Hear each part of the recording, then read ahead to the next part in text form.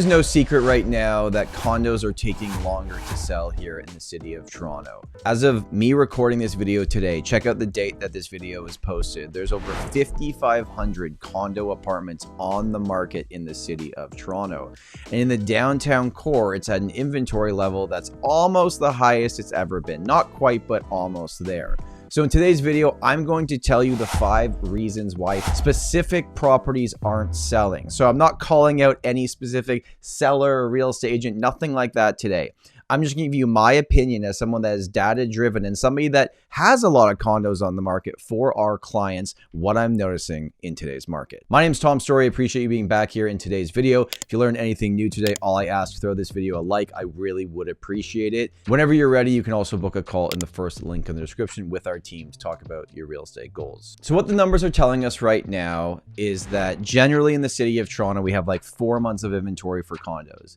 And simply put, what that means is that if no new listings came to the market at all, people stopped listing their properties, all the current ones on the market, it would take 4 months for all of them to be absorbed or being bought up, and then there would be nothing left. So that's how months of inventory works. What it also means when there's 4 months of inventory is that 25% of active properties for sale will sell in the next 30 days. And we know a lot of the inventory that has come to the market has been on the investment side of the market. We've talked about the vacant and the tenanted properties for occupancy. But saying all that, there's still condos that are selling every single day. In fact, a lot of them are selling every single day, but some of them aren't. So let's go over the 5 reasons why they might not be selling. First reason why your condo might not be selling is very simple, and this is the most obvious thing I'm going to say in this entire video. It is overpriced. That doesn't mean your condo is not good. It doesn't mean it's not in a great location. It just means that as it stands, the market does not think your condo is worth what you are asking for it. I know for the most part, based on what the data is saying, that if a condo hasn't sold within 35 days on the market in the city of Toronto,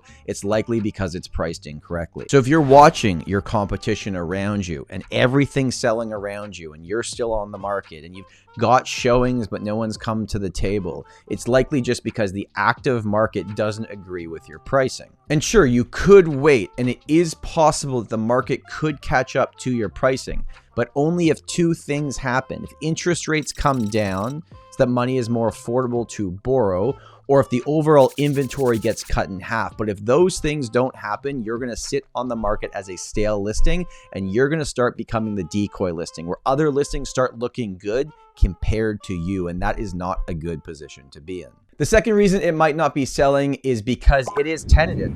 Okay, like let's just talk about this right now. I'm seeing this every single day. When we talk to new buyers that are working with our team, they will literally say to us, I don't want to view tenanted properties because I've heard all the horror stories. I just want to buy a vacant property or an owner-occupied property. So we're literally setting up searches for our new buyers where they're not even getting tenanted properties. I know how the landlord-tenant regulations work, and sometimes you have no choice. You have to list your property with a tenant in it, and it's not great for anybody, right? Like I always feel like the bad guy talking to the tenants because I'm the representative saying, hey, you know, here's what's going to happen. Here's what you can expect. And I know this isn't ideal, but let's try to work together on this. What the numbers are saying is that tenanted properties take significantly longer to sell compared to owner occupied and vacant. And when they do sell, they are selling for lower prices. So if you're a buyer watching this video, you might actually say to yourself, well, hey, I know there's some level of risk involved here, but if I buy it, I want to move into it anyways. So it's no problem if the tenant's on month to month. And maybe you can get more money off the asking price because of that. The third reason it might not be selling is because you're not being flexible enough with showings. You have to make sure that if a buyer is interested, they can book a showing pretty much whenever they want. Now, this goes back to point number 2. As we know with tenanted properties, you have to give 24 hours notice legally. But we've even noticed with some owner-occupied properties, it's like they're not being that flexible with when they're available to book showings. And right now, when there's lots of options to choose from, what's happening is a buyer is going out and they're showing a whole bunch of condos in that day. If they can't line up yours in their schedule, they might just move on and not think about it again. Number 4 is your price point. And this isn't the same as number 1. I'm not saying that you're overpriced. What I'm saying is that the price point that you are in is directly correlated to how many buyers can afford that price point. If you look for condo sales in the city of Toronto and you have a condo over $1 million, that's a much smaller percentage, just like 5 to 7% of the market. But if you have a condo between $500,000 and $700,000, well, that represents almost half the condo sales that happen. And the reality in today's market as well is that even if you do everything correctly, one thing that you haven't had to deal with as a condo seller in Toronto for a long time is having patience. So even if you do things the right way, sometimes it's just going to take 3, 4, 5, 6 weeks to sell that property. Where, you know, if we remember what it was like pre-2020, it's like you put it on the market, you set an offer date, you get 10 offers, and it's all wrapped up nice and easy. That's just not what's going on anymore.